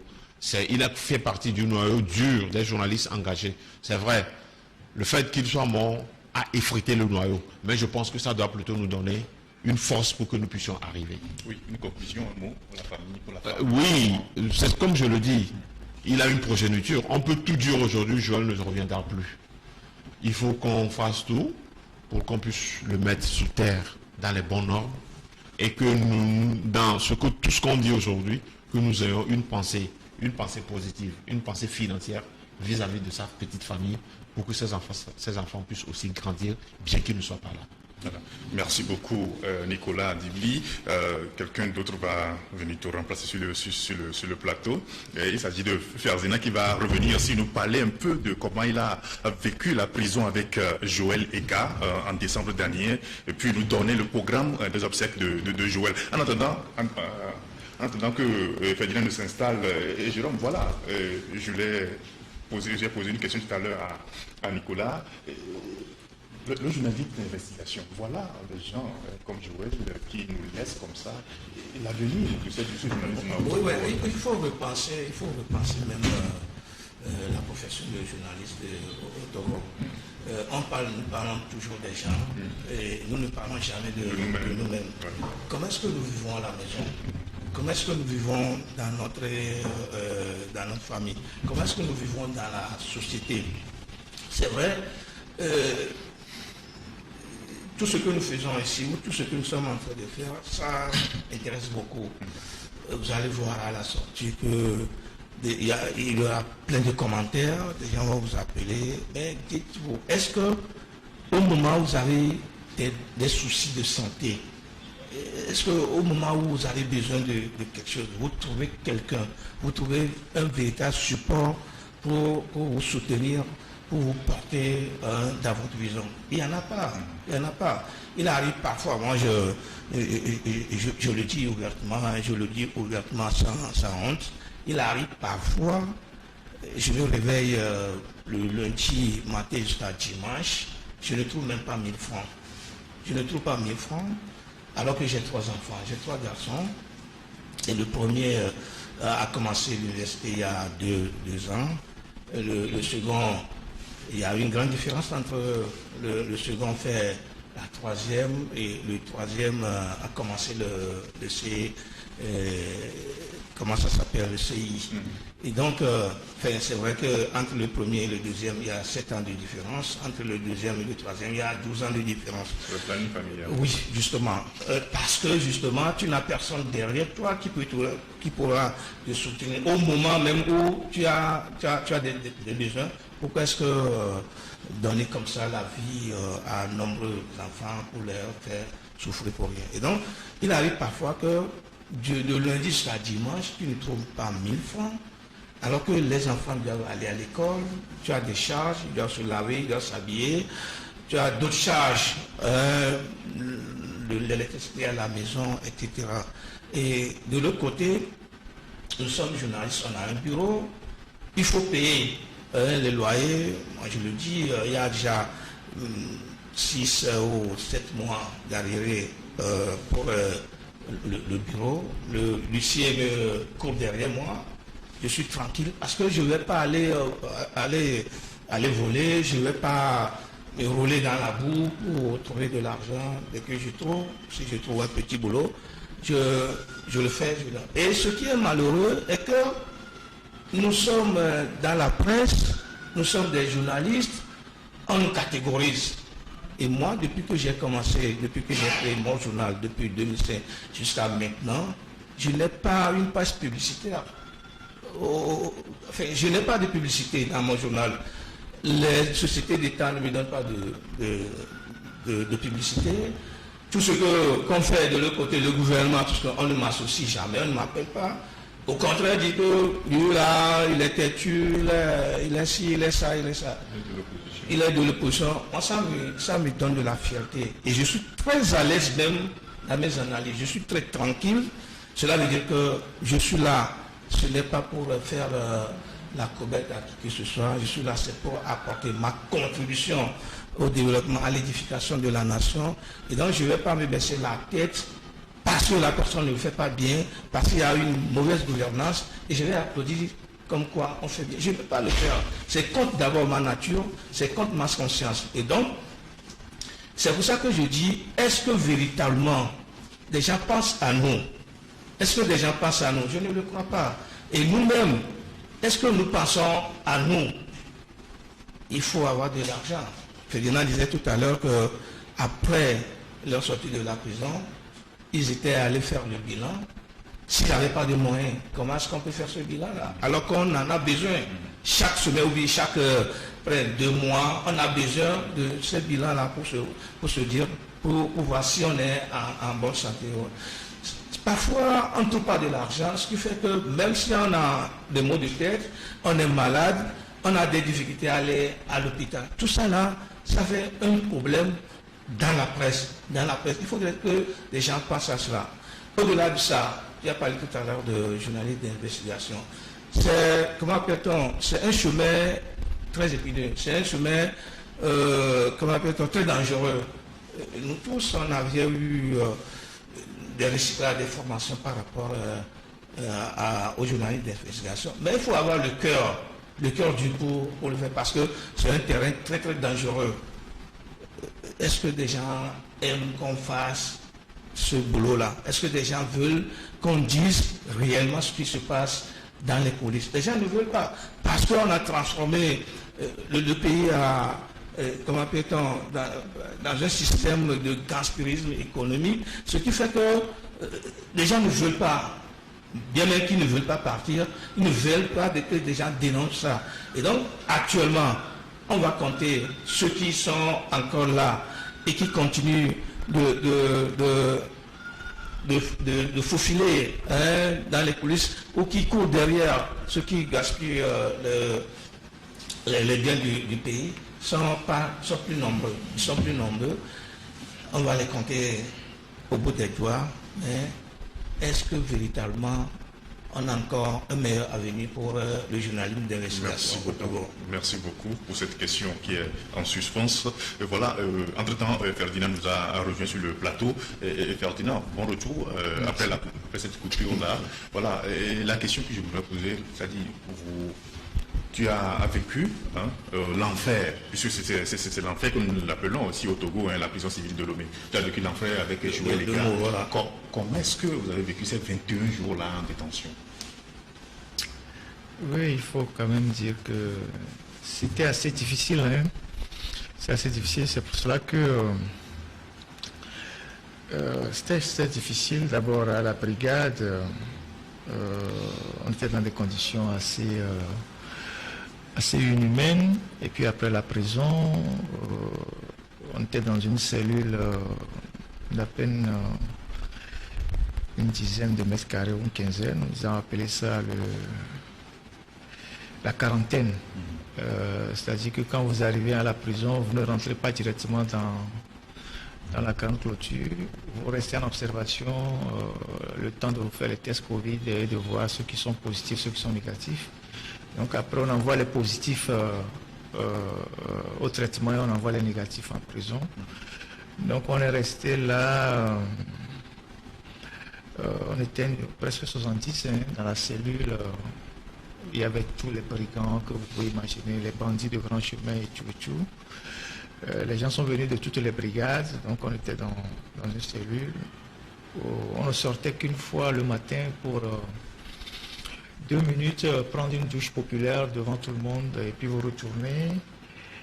Et vous ne pouvez pas vous allonger parce que vous êtes collés les uns aux autres.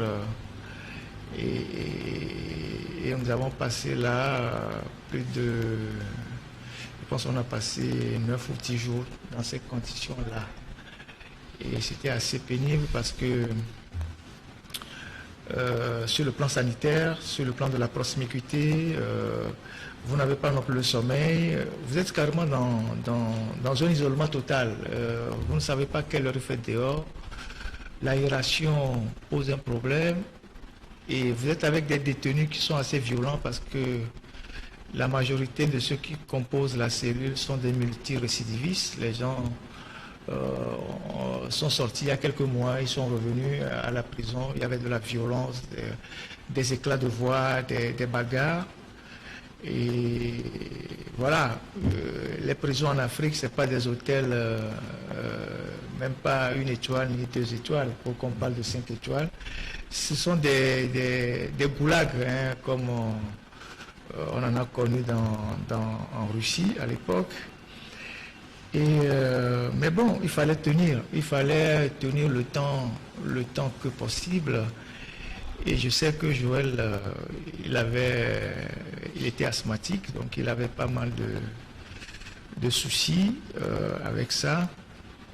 On a essayé quand même d'interpeller les responsables de la prison qui, les derniers jours, ont essayé de nous aménager une situation qui puisse lui permettre d'avoir un peu plus d'aération et tout quoi. Donc c'était un passage assez difficile. C'est d'ailleurs la raison pour laquelle lorsqu'on nous a imposé ces conditions-là de sortie, à savoir demander pardon, ou faire des démentis qu'on a refusés, qui finalement se sont transformés en excuses, des gens qui ne savaient pas dans quelles conditions on était, se sont rués sur nous, sur les réseaux sociaux. Pourquoi vous avez présenté des excuses, c'est lâche, il fallait pas. Bon, j'ai lu, bon, vous savez, c'est le Togolais, hein. Nous les Togolais, tant qu'on est dehors et qu'on est dans les tribunes, on est toujours les meilleurs joueurs. On a toujours des leçons à donner aux autres, même si on ne sait pas comment ça se passe, comment ça s'est passé, dans quelles conditions les gens étaient. Et moi, personnellement, je ne pense pas que quelqu'un puisse aujourd'hui me donner des leçons de courage et de résistance. Ça fait des années que nous sommes dans ça, que nous subissons, hein, que nous recevons des coups, que nous sommes sous menace, que nous sommes dans des procès, on arrive à tenir. Et c'est quand même dommage parce que aujourd'hui que le pire est arrivé, tout le monde dit ah oui, il y a un lien avec la prison. Alors que quand on a trouvé un petit trou d'aération et que notre avocat a dit bon écoutez, je prépare le procès, mais en même temps, comme il nous donne l'opportunité de sortir, on va sortir en ne faisant pas de démenti ni de pardon, mais on présentera juste des excuses. Vous savez, les mots ont leur sens. Les gens ont sauté sur nous, ont raconté ce qu'ils avaient à raconter, mais aujourd'hui que Joël est décédé, tout le monde dit ah oui, c'est lié à la prison. Alors s'il n'était pas sorti, s'il avait pris l'option de rester comme les gens le souhaitent de rester, vous voyez, donc en toute chose, il faut savoir raison garder et il faut comprendre aussi pourquoi les gens ont fait ci ou ils ont fait ça. Vous voyez, et donc les conditions en prison étaient très difficiles, à la brigade aussi, mais nous avons tenu et moi, j'ai beaucoup plus fait la garde parce qu'on sait très bien qu'en prison, on peut tout vous faire. Surtout que vous êtes dans des cellules nombreuses où il y a des gens, vous ne savez pas qui est qui dans la cellule. Moi, je me suis fait violence pendant des jours et des jours de ne jamais fermer l'œil et de regarder tout autour de nous, qui nous approche, qui est à côté de nous, il y a quoi à côté. Parce que la nuit profonde, une petite piqûre ou juste une touche peut être après fatale. On ne sait pas ce qu'on vous a inoculé dans le corps. Donc, on a fait ce travail-là, j'ai fait ce travail-là en veillant de jour comme de nuit. Ce qui fait que d'ailleurs à notre sortie, on a été sérieusement secoué parce que tout ça m'a rattrapé en termes de santé et tout. Et bon, voilà, donc la prison au Togo, c'est carrément toute une autre histoire. Comme on le dit, c'est l'enfer. C'est tout un livre qu'il faut écrire demain pour montrer aux gens comment on était là-bas. Donc, voilà ce que je peux dire sur les conditions d'incarcération. Il y a plus que ça, mais bon, nous sommes en deuil. Je ne veux pas rajouter des choses. Et bon, Joël, je préfère garder de lui tout ce qu'il a fait en bien. C'était un journaliste multidisciplinaire. Moi, j'ai connu Joël il y a très longtemps. C'est vrai que on s'est rapproché ces derniers temps. Mais je l'ai connu, Joël a fait la radio. C'est un journaliste qui est très complet, autant à la radio qu'à la presse écrite. Vous savez que le genre le plus difficile en journalisme, beaucoup de gens ne le savent pas. C'est pour ça que lorsque les gens sortent des écoles de journalisme, peu choisissent la presse écrite, parce que la presse écrite, c'est le genre le plus difficile. Le plus difficile parce que ce n'est pas la télé, c'est pas la radio. La radio, c'est la voix. Vous avez une belle voix. Vous pouvez rapidement résumer quelques tests. Vous êtes analyste politique ou bien quelqu'un qui fait des débats qui nécessitent que vous préparez longtemps des débats, que vous soyez vous-même d'un très grand niveau, d'une grande culture.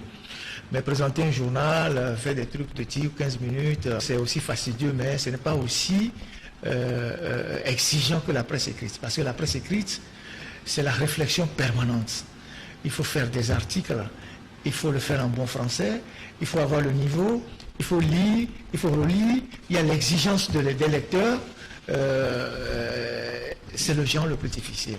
Et Joël, il a fait à la fois la radio le plus longtemps possible, il aimait les débats, il était sur toutes les chaînes, il faisait des débats, c'est d'ailleurs la raison pour laquelle il a toujours aimé venir sur ce plateau pour confronter ses idées avec les autres.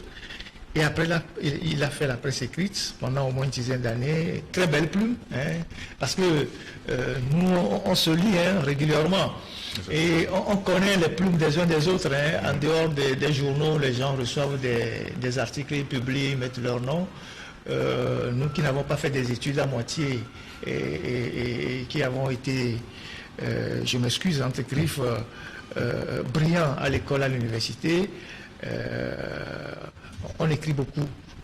Par exemple, si moi je veux écrire, j'écris de longs textes. C'est ces derniers temps que j'écris un peu réduit, mais j'écris très long. J'écris très long. Et Joël, il écrit aussi long, parce que quand tu as l'inspiration, tu écris. D'ailleurs, il me disait, mais pourquoi on ne pouvait pas nous organiser pour sortir un bouquin ensemble, parce que nous sommes témoins de l'histoire. Et nous discutons avec beaucoup de gens, nous entendons des secrets, nous recevons des informations. On peut produire des documents qu'on pourrait laisser à la postérité. Mais bon, entre les difficultés de bouclage et tout, vous n'avez pas le temps de vous mettre à rédiger un bouquin. Cela ne veut pas dire que le projet n'était pas dans les tuyaux. Et maintenant, il voulait aussi rentrer dans le cercle fermé des journalistes d'investigation. Vous savez que c'est aussi un genre particulier, un genre très délicat. Et l'investigation, c'est l'avenir du journalisme. C'est l'avenir du journalisme. Au Togo, on n'en a pas encore beaucoup, sinon assez peu. Nous travaillons à élargir le cercle des journalistes d'investigation à travers un certain nombre de réseaux que nous avons, autant en interne qu'à l'extérieur. Et voilà, c'est un genre qui l'intéressait, c'est d'ailleurs même ce qu'il devait aller faire à Dakar sur un projet du CACIT qu'il a postulé, qu'il a été retenu. Et malheureusement, le sort en a décidé autrement. Et comme je l'ai dit, c'est très douloureux, c'est vraiment sensible. C'est choquant ce qui s'est passé. Le voir sur ce plateau, soit il est assis là ou il est assis ici, selon la fréquence des émissions, et qu'aujourd'hui, on constate qu'il n'est plus là, et sa voix nous manque. Je ne sais pas quel grand auteur qui disait un seul nous manque et tout nous manque. Vous voyez, et sa voix nous manque, et sa présence nous manque, ses analyses nous manquent, sa chaleur nous manque, ses blagues nous manquent, et tout ça fait vraiment très mal. Et nous le portons dans les prières. Nous portons sa famille, ses proches dans les prières. Et on a perdu une valeur sûre du journalisme au Togo. Et c'est difficile à accepter ce départ assez précoce. Maintenant, on attend le programme de ces funérailles. On n'a pas encore véritablement des sources proches de la famille, ce serait ce week-end, le 18 et le 19, mais on ne nous a pas encore vraiment confirmé la date et les détails. Donc nous continuons de prier pour lui, de le porter en triomphe et de penser à sa femme, à ses 5 enfants, à sa mère qui vit, à son père aussi qui vit. Voilà, c'est le sacrifice que nous faisons en faisant ce travail au Togo. Généralement, il y a des gens qui nous couvrent d'injures, de toutes les insultes, qui viennent faire des commentaires désagréables, haineux, mais cela ne nous décourage pas. C'est un sacerdoce, si je peux le dire ainsi. Il n'est pas facile de se donner pour mission d'être un éclaireur de la cité. Parce qu'une fois que vous décidez d'être un éclaireur de la cité, une sentinelle de la cité, un objecteur de conscience, quelqu'un qui tire les valeurs vers le haut, vous aurez tout le monde sur votre chemin.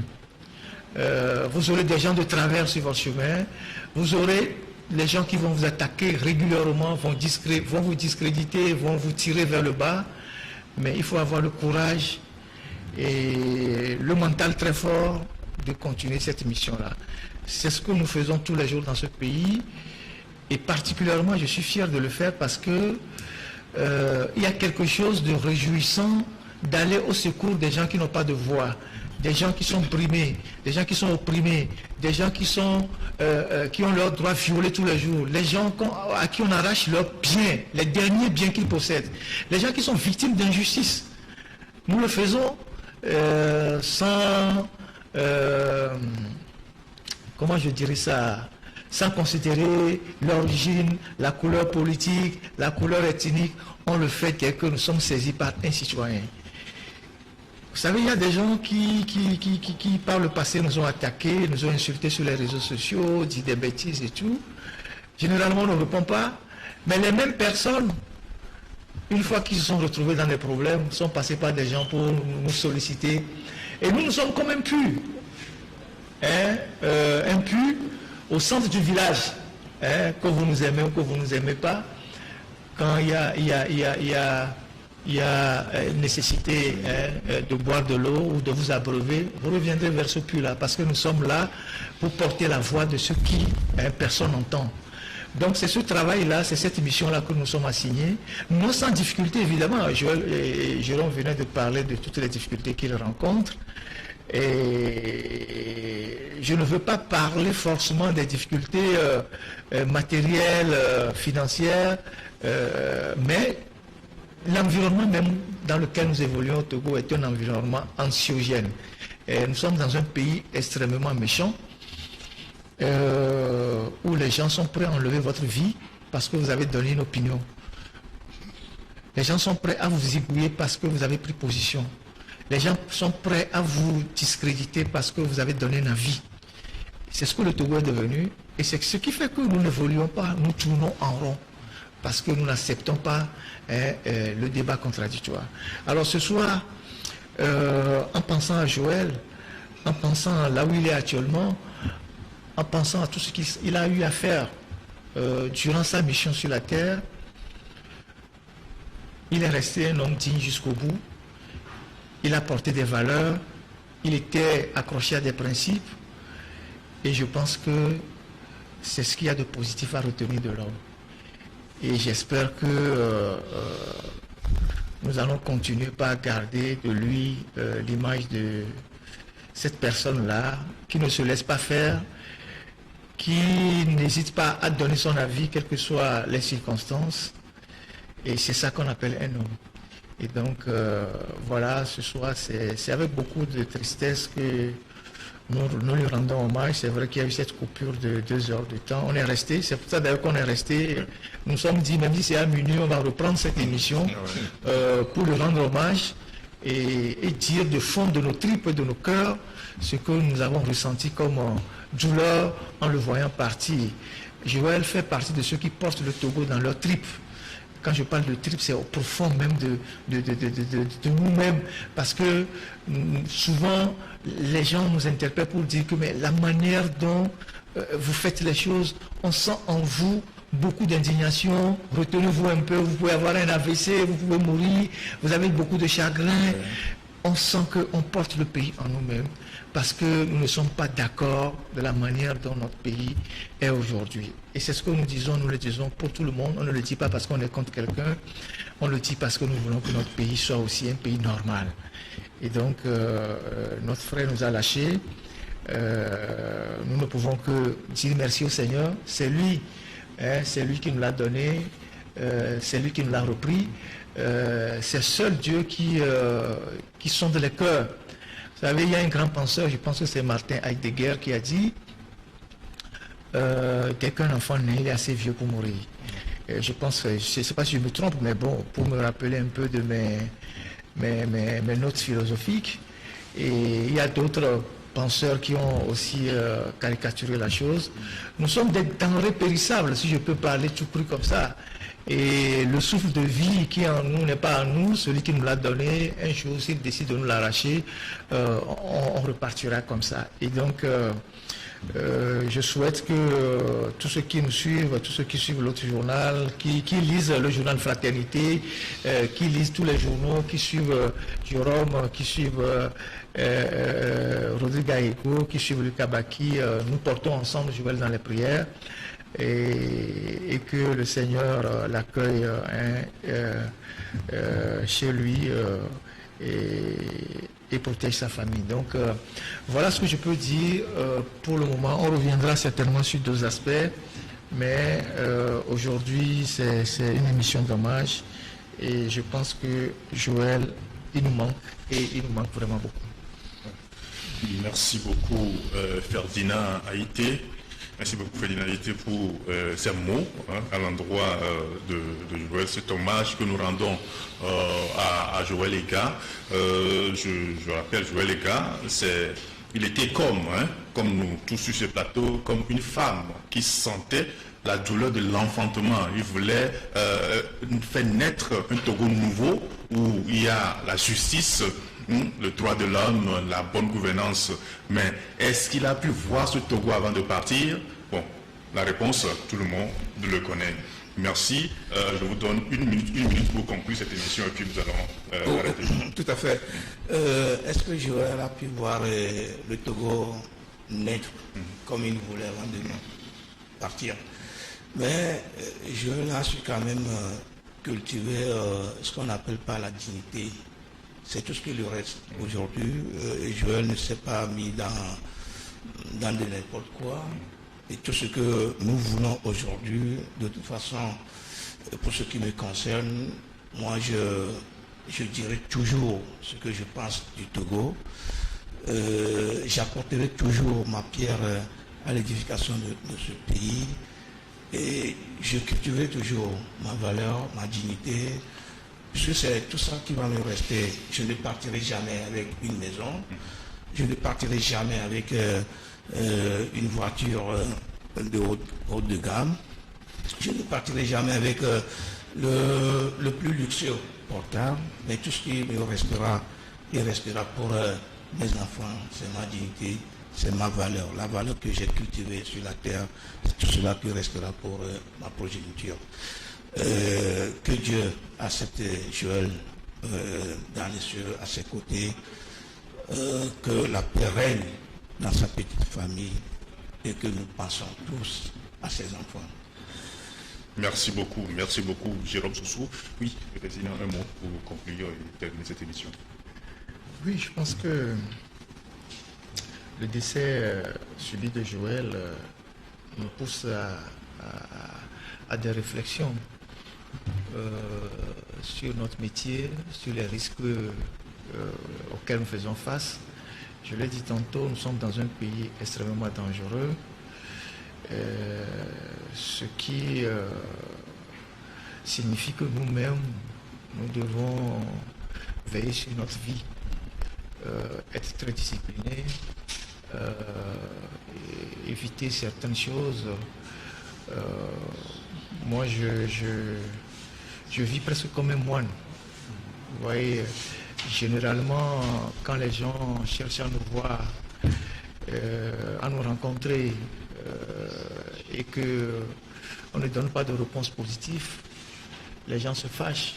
Mais c'est pour toutes ces raisons-là que nous évitons souvent les contacts. Parce que vous ne savez pas qui est qui. Ce n'est pas la paranoïa, mais c'est la prudence. Vous savez, Saint-Augustin, je pense, un très grand penseur, qui a dit Dieu qui nous a créés sans nous ne peut pas nous sauver sans nous. Nous-mêmes, nous devons vraiment faire notre propre sécurité, savoir où on met les pieds, être discipliné. Et donc, c'est la plus grande leçon qu'on tire de tout ça. Et moi, ça me renforce encore dans ma position, à savoir que le danger peut arriver de partout. Le mal peut arriver de partout, même des gens que vous ne pouvez pas imaginer. Donc, il faut vraiment il faut faire très très attention. Et donc, moi,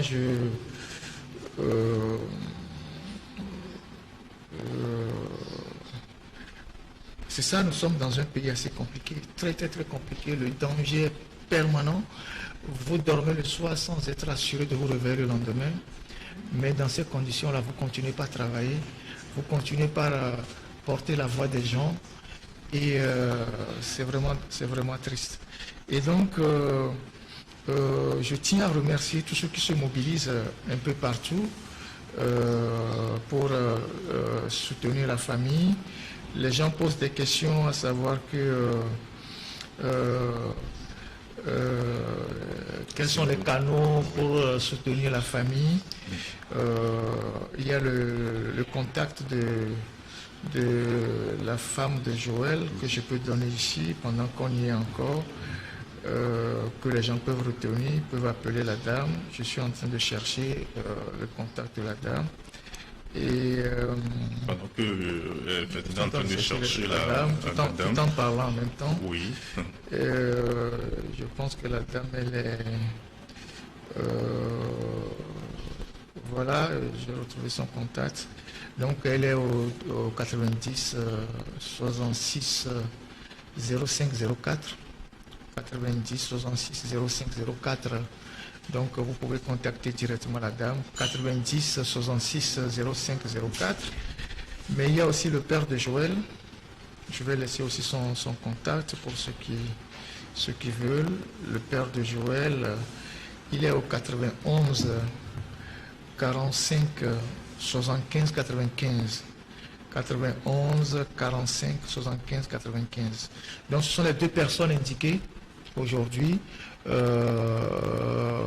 on peut qui sont les contacts directs de la famille. On peut appeler, présenter les condoléances, mais aussi s'il y a une contribution à faire pour la famille, c'est ces deux personnes-là qu'il faut contacter directement. Donc, il faut préciser que ceux qui sont à l'étranger doivent précéder ce numéro de 228. Oui, ceux qui sont à l'étranger doivent précéder ce numéro de 228. Donc voilà ce que je peux dire.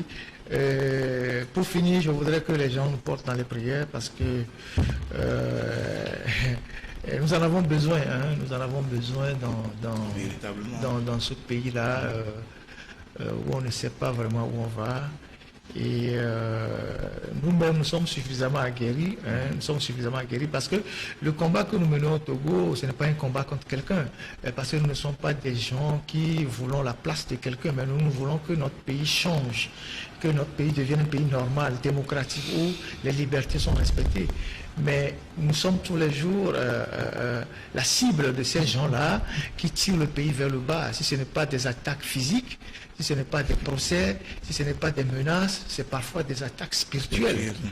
Et le spirituel, on n'en parle pas souvent. Si on ne vous attaque pas vous-même, on attaque vos familles, on attaque vos enfants, on attaque vos épouses. Donc nous vivons carrément dans des conditions assez difficiles. Et moi, je ne veux pas parler du matériel parce que, bon, Dieu qui nous a créés, c'est comment il arrive à nous donner des moyens pour nous nourrir, mais nous vivons dans ces conditions-là. Et c'est dans ça que nous résistons, vous voyez. Et donc, que le Seigneur nous bénisse tous. Nous sommes allés en prison. Nous avons des procès, je ne sais plus ce qui peut nous arriver encore. Aujourd'hui, un des nôtres a perdu la vie. Nous ne savons pas dans quelles conditions. Cela ouvre la porte à toutes les interrogations, les supputations. Mais bon, nous allons continuer jusque là où nous aurons la force de nous arrêter. Si demain nous n'avons plus la force de continuer, eh bien ok, on dira il fut un moment dans ce Togo-là, Ferdinand a été, Jérôme Sossou, Rodrigue Aego, Lucas Baki, Isidore, ou je ne sais qui, à Adibli, ont fait leur part. Et tous les Togolais sont témoins qu'à un moment donné, au risque de leur vie, ces jeunes, même si on est plus relativement jeunes, ont fait leur part. On fait leur part en toute dignité, on fait leur part pour un Togo meilleur, mais le pays ne les a pas suivis. Au moins, on retiendra ça de nous. Et c'est faire cette partie de cette mission-là que nous sommes en train de faire aujourd'hui, avec tout ce que cela nous crée comme en nous. Mais je ne pense pas que c'est le moment de baisser la garde. On va continuer. Mais si un jour on n'a plus la force, d'avancer, on viendra vous dire, bon, maintenant, ça en est assez, on ne peut plus continuer. On va aller aussi s'occuper de notre petite vie, quoi. Donc, voilà. Donc, toutes nos pensées à notre frère, notre ami, notre confrère, Joël. Il nous manque énormément sur ce plateau. Une pensée pour son père, sa mère, sa famille, ses proches. Et nous serons encore ensemble ce week-end pour le porter à sa dernière demeure. Et que le Seigneur apaise le cœur de tout le monde. Voilà. Merci beaucoup Ferdinand, que le Seigneur apaise le cœur de tout le monde. Nous n'allons pas baisser la garde. Joël, là où tu es, sache que nous allons continuer la garde jusqu'à ce que l'Éternel en décide autrement. Merci à tous. Merci à Nicolas Adibli, à Luc Abaki, à Rodrigue Aego, à Jérôme Sossou. C'est vraiment un plaisir. Oui. C'est vraiment un plaisir. C'est tout ce que nous pouvons faire lorsque nous sommes encore en vie. On le fera. Merci beaucoup. Merci à vous. Je veux remercier tous ces techniciens-là. Oui. Les stagiaires qui sont là, les gens qui ont travaillé sur les gens qui ont travaillé sur la synchronisation pour pouvoir faire le direct, parce que c'est la première fois qu'on fait un direct. C'est vrai que c'était prévu depuis, mais on a mobilisé toute une équipe, les caméras et tout. Il y a eu coupure, personne n'est parti, on est resté pour pouvoir achever ces hommages-là.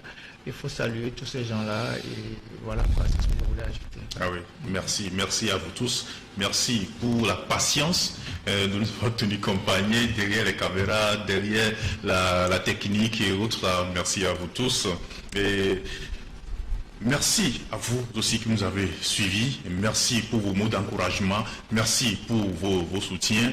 Nous avons rendu un hommage à notre ami Joël Ega. Seigneur, accorde-lui ton repos éternel et qu'il brille à ses yeux ta lumière, sa déclin, qu'il repose en paix. Amen. Au revoir.